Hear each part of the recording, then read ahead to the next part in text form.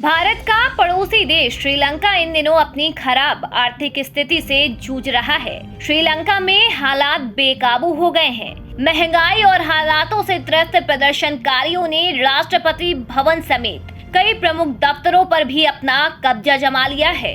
कभी सोने की लंका कही जाने वाली श्रीलंका को बर्बाद करने में जितना उनके राजनेताओं का हाथ है, तो वहीं दूसरी तरफ श्रीलंका को इस दौराहे पे खड़ा करने वाला ड्रैगन यानी चीन भी उतना ही जिम्मेदार है। श्रीलंका के हालात उन देशों के लिए भी वार्निंग है जो चीन की दोस्ती को शहद से भी मीठी समझ लेते हैं। उन्हें ये समझना चाहिए कि उनकी ये मिठास उन्हें शुगर का मरीज बना सकती है। लेकिन श्रीलंका चीन के कारण कैसे बर्बाद हो गया, आज हम आपको ये बताएंगे। दरअसल श्रीलंका के बर्बाद होने के कई कारणों में चीन सबसे बड़ा कारण रहा है। 2 दशकों तक राजपक्षे परिवार ने श्रीलंका पर राज किया। उन्होंने इसे एक देश की तरह नहीं बल्कि फैमिली बिजनेस की तरह चलाया। श्रीलंका में होने वाले भव्य निर्माण परियोजनाओं और खर्च करने के खराब तरीकों के साथ साथ उन्होंने श्रीलंका को कर्ज के बोझ तले दबा दिया। इस कारण श्रीलंका आजादी के बाद से अब तक के सबसे खराब आर्थिक संकट पर पहुंच गया है। श्रीलंका में नरसंहार का मुद्दा हमेशा अंतर्राष्ट्रीय मंचों पर हावी रहा। नौबत तो यहाँ तक आ गई कि राजपक्षे परिवार के लोगों पर यूएन में युद्ध अपराध का मामला चलाने की बात होने लगी। लेकिन ड्रैगन ने इस मौके का पूरा फायदा उठाते हुए श्रीलंका को बचाकर उसे अपने एहसान तले दबा दिया। चीन के एहसान का बदला चुकाने के लिए राजपक्षे परिवार ड्रैगन के आगे नतमस्तक हो गया।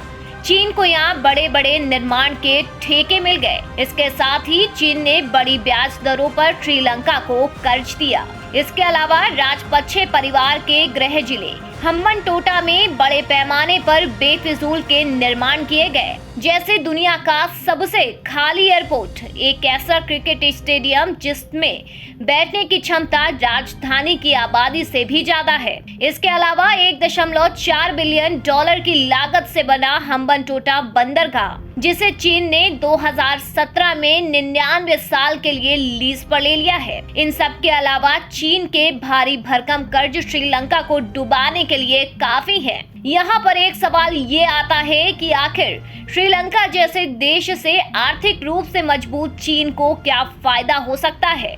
गौरतलब है कि ड्रैगन ने हमेशा कमजोर देशों की कमजोरियों का प्रयोग करके फायदा उठाने की नीति पर काम किया है। धीरे धीरे चीन श्रीलंका में घुस रहा है। इस मुद्दे को लेकर 2014 में भी चेतावनी दी गई थी, जब 2 पनडुब्बियां बिना बताए कोलंबो पहुंच गई थी। यहां पर बने नए बंदरगाहों पर चीन की कंपनियों का आधिपत्य स्थापित हो चुका है और देश में घुसने के बाद चीन दुनिया के सबसे महत्वपूर्ण समुद्री मार्गों पर बढ़त हासिल करेगा, जो अन्य देशों के लिए खतरा पैदा कर सकता है।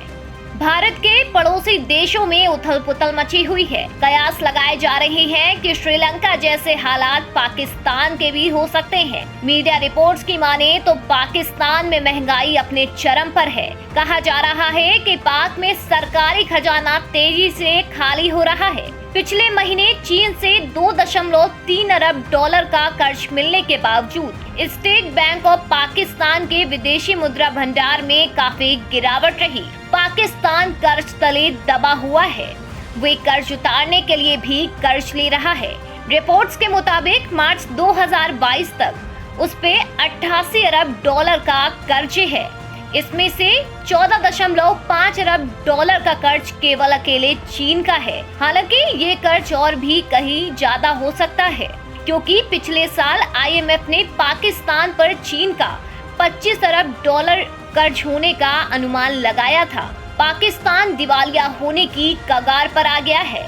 उसका विदेशी मुद्रा भंडार लगातार कम होता जा रहा है। मई 2022 तक पाकिस्तान के पास $9.6 अरब की विदेशी मुद्रा है, जबकि अप्रैल 2022 तक $10.75 अरब का विदेशी मुद्रा भंडार था। IMF से जब बात नहीं बनी तो पाकिस्तान ने चीन के आगे अपने हाथ फैला दिए। चीन ने अपने मंसूबों में कामयाब होने के लिए पाकिस्तान को कर्ज दे दिया और अब वो उससे जमकर ब्याज वसूलता है। रिपोर्ट्स के मुताबिक चीन पाकिस्तान से 4 से 6% तक का ब्याज वसूल रहा है, जबकि कर्ज देने वाली अंतर्राष्ट्रीय एजेंसियां एशियन डेवलपमेंट बैंक, IMF और वर्ल्ड बैंक 3% से कम ब्याज लेती हैं। कुल मिलाकर भारत के पड़ोसी देशों पर चीन अपनी गतिविधियां लगातार बढ़ा रहा है। श्रीलंका के हालात किसी से भी छिपे नहीं है। पाकिस्तान और नेपाल पर भी चीन का भारी कर्ज है। कहा तो ये भी जा रहा है कि आने वाले दिनों में पाकिस्तान में भी श्रीलंका जैसे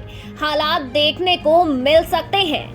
श्रीलंका महज केवल एक उदाहरण है कि कैसे चीन पहले किसी छोटे देश को कर्ज के जाल में फंसाता है और फिर कर्ज ना दे पाने की स्थिति में छोटे देशों के इलाकों को हड़प कर अपना आधिपत्य स्थापित कर लेता है। चीन की ये रणनीति आने वाले दिनों में पूरी दुनिया के लिए बड़ी चुनौती के रूप में सामने आ सकती है। सभी देशों को ड्रैगन के नापाक मंसूबों से सतर्क रहने की जरूरत है।